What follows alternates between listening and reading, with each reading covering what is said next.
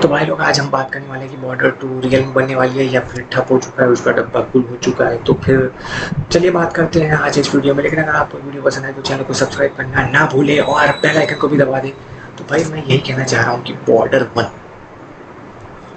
Movie की अगर मैं बात करूँ तो 1997 के अंदर ये मूवी तब आई थी जब वो एरा चल रहा था, आई थिंक लव वाला एरा, जहाँ पे सारी की सारी चीज़ें लाइक राजा हिंदुस्तानी भी ले लो, और कॉमेडी वाला एरा चल रहा था जहाँ पे राजा बाबू फिर हीरो नंबर वन और वो सारी चीज़ें चल रही थी।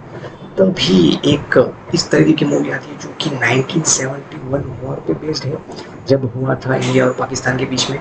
ऐसे की दूसरी सारी चीज़ें भी आ चुकी थी इससे पहले मूवीज़, लेकिन ये एक अपनी अलग ही छाप छोड़ती है। और उस समय की I think second highest grossing movie, या फिर कह लो आई थिंक, हाँ सेकंड हाईएस्ट ग्रोसिंग मूवी थी। First highest grossing movie was दिल तो पागल है थी शायद, हाँ दिल तो पागल है ही थी 100%, शाहरुख खान की और अक्षय कुमार की।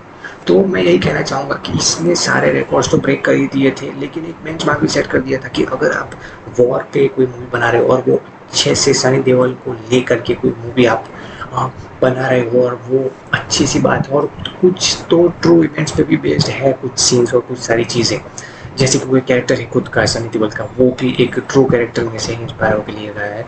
तो वैसे ही जो बॉर्डर 2 होने वाली थी वो अराउंड 1990 में जो कारगिल वॉर हुई उस पर आधारित होने वाली थी। लेकिन यहाँ पे जब भी कोई लाइक कोई भी चीज़ ले लो, जैसे कि आशिकी मूवी हुई थी जो कि बहुत बड़ी हिट मूवी थी, फिर आशिकी 2 भी हुई।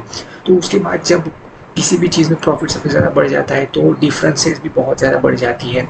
तो मैं यही कहना चाहता हूँ कि वहाँ पे जो जेपी दत्ता, जो इसके डायरेक्टर प्रोड्यूसर वो थे, उनको मतलब कि जो चीज़ें हुई है वो गड़बड़ा गई है सारी चीज़ें। इसीलिए मुझे लगता है कि उनके जो दूसरे एक प्रोड्यूसर है, एक तो जेपी दत्ता है और दूसरे एक सिंह करके डायरेक्टर है, उन दोनों के बीच में क्रिएटिव डिफरेंसेस बहुत ज़्यादा आई थिंक बढ़ गए हैं। उस रूमर्स ऐसे चल के आ रहे हैं कि क्रिएटिव डिफरेंसेस बहुत ज़्यादा बढ़ने से ही मुझे लगता है कि बॉर्डर 2 की अनाउंसमेंट तो हो चुकी है, लेकिन मुझे नहीं लगता कि इसको एग्जीक्यूट सही तरीके से किया जाएगा या फिर नहीं किया जाएगा। मतलब इसे सही तरीके से ओवर किया जाएगा या अच्छा डायरेक्टर मिल पाएगा इसको। हाँ डायरेक्टर की कोई टेंशन नहीं है कि भाई वो जेपी दत्ता ही होंगे, स्टोरी का भी कोई टेंशन नहीं है, लेकिन इसका मेन टेंशन ये है कि भैया राइट्स पे अपना दावा, जेपी दत्ता अपना दावा करते हैं कि वो उनकी फिल्म है तो वो बना सकते हैं बॉर्डर 2।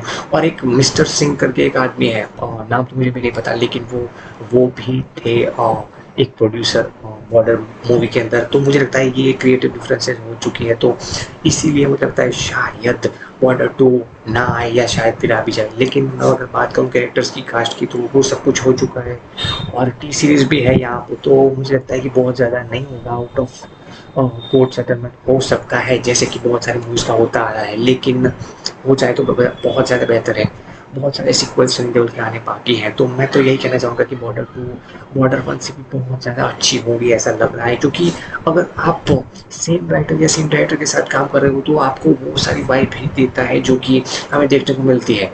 अगर इसका कंपैरिजन में आपको हॉलीवुड में से कोई चीज़ में दूँ तो आपने बैटमैन बिगिंस तो देखी होगी जो क्रिस्टोफर नोलन ने की थी डायरेक्ट। तो उसके बाद वो दूसरे 2 पार्ट्स भी थे जो कि कंप्लीट 3 पार्ट्स थी, तो वो भी उन्होंने ही डायरेक्ट किया था।